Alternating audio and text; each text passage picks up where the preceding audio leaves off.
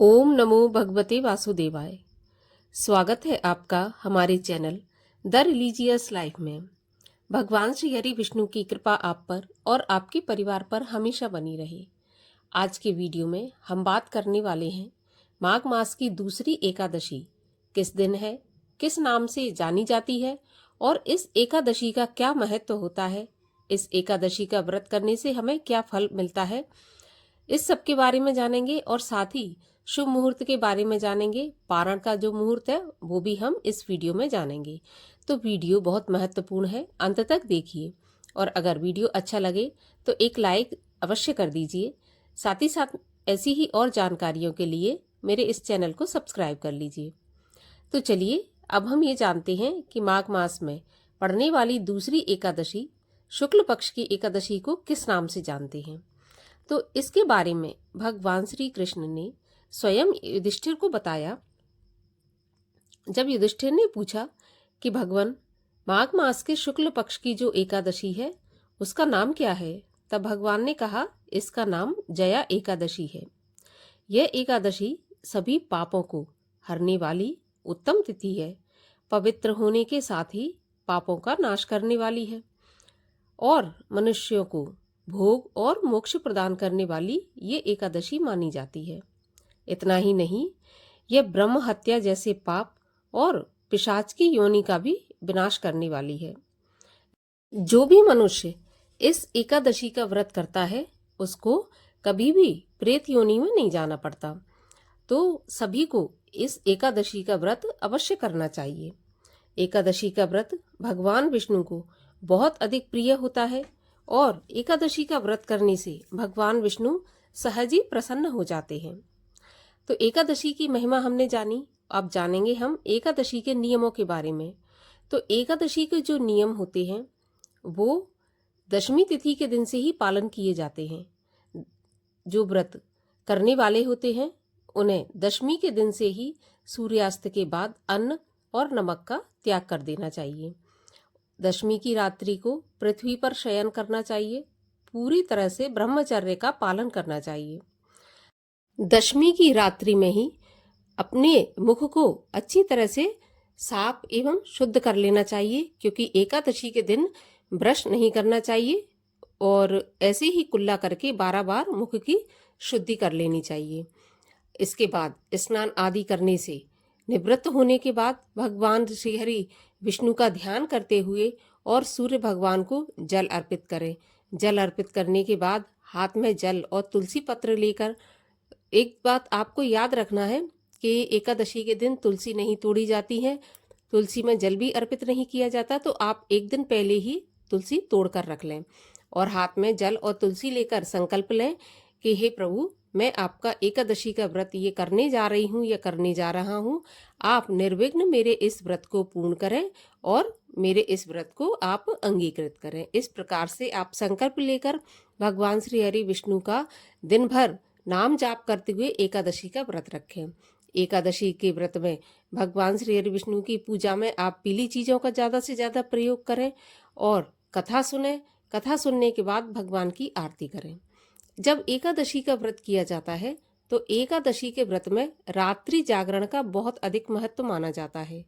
कहा जाता है कि अगर एकादशी की रात्रि में पूरी रात भगवान के सामने बैठकर भगवान का नाम जप करते हुए, भजन कीर्तन करते हुए अगर हम रात्रि जागरण करते हैं तो अनंत पुण्य फलों की प्राप्ति हमें होती है। तो रात्रि जागरण एकादशी के दिन अवश्य करना चाहिए।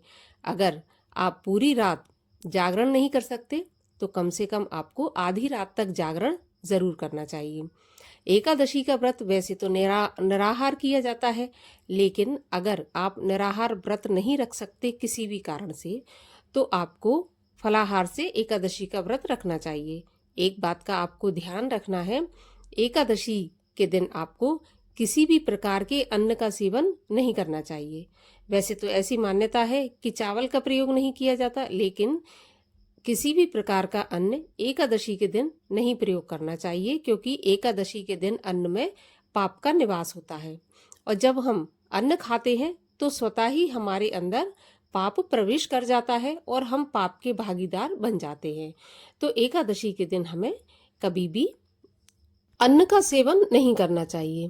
इसके अलावा जो द्वादशी के दिन पारण किया जाता है वो भी तय मुहूर्त पे पारण करना चाहिए। जो मुहूर्त बताया जाता है उसी पर पारण करना चाहिए, तभी ये एकादशी का व्रत पूर्ण होता है।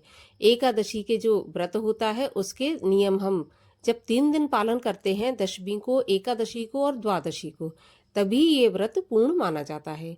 तो आप जब भी एकादशी का व्रत करें, तीनों दिन के नियमों का पालन करें। व्रत के पारण में भी आप शुद्ध एवं सात्विक भोजन लें और दशमी के दिन भी आप शुद्ध सात्विक बिना प्याज लहसुन का शाकाहारी भोजन ही लें, तभी ये आपका व्रत पूर्ण माना जाता है। तो चलिए अब हम ये जान लेते हैं कि माघ मास की दूसरी एकादशी का व्रत किस दिन रखा जाएगा। तो देखिए, जो एकादशी तिथि है वो प्रारंभ होगी 7 फरवरी 2025 की रात्रि 9:26 पर और एकादशी तिथि समाप्त होगी 8 फरवरी 2025 रात्रि 8:15 पर। तो जया एकादशी का जो व्रत है वो 8 फरवरी 2025 दिन शनिवार को रखा जाएगा उदया तिथि के अनुसार। शनिवार को सभी जो गृहस्थ हैं और सभी जो वैष्णव जन हैं उनको एकादशी का व्रत रखना है। अब द्वादशी तिथि प्रारंभ होगी 8 फरवरी 2025 की रात्रि 8:16 पर और समाप्त होगी 9 फरवरी 2025 रात्रि 7:25 पर। तो द्वादशी के दिन जो हमें व्रत का पारण करना है वो पारण का समय रहेगा 9 फरवरी 2025 रविवार को सुबह 7:07 से 9:30 तक। इसी बीच में आपको अपना व्रत पारण करना है। एक बात का आपको ध्यान रखना है, व्रत पारण करने से पहले आप जिस तरह से एकादशी के दिन भगवान का पूजन अर्चन किया था उसी प्रकार पूजन अर्चन करें और हो सके तो किसी ब्राह्मण को भोजन कराकर ही अपना व्रत पारण करें। अगर आप किसी ब्राह्मण को भोजन नहीं करा सकते इतने सुबह सुबह, तो कम से कम आप एक ब्राह्मण के भोजन की कच्ची सामग्री अलग निकाल कर रख दें, जिसको कि हम सीधा भी कहते हैं, और उसके बाद आप अपना व्रत पारण करें। ध्यान रखें कि जो आप सामग्री निकालते हैं उसमें दक्षिणा अवश्य रखें, क्योंकि बिना दक्षिणा के दान आपका पूरा नहीं माना जाता है। तो आप दक्षिणा भी अवश्य रखें। इसके बाद आप गंगा जल से, तुलसी दल से, गाय के दूध से, फलाहार से या फिर शुद्ध सात्विक भोजन से अपने व्रत का पारण करें। इस प्रकार से एकादशी के व्रत का जो है नियम आप पालन करें और एकादशी का व्रत आप रखें। उम्मीद करती हूँ कि वीडियो आपको पसंद आया होगा। अगर अच्छा लगा हो तो लाइक अवश्य कीजिए, चैनल को सब्सक्राइब कर लीजिए। अब हम मिलते हैं अगले वीडियो में।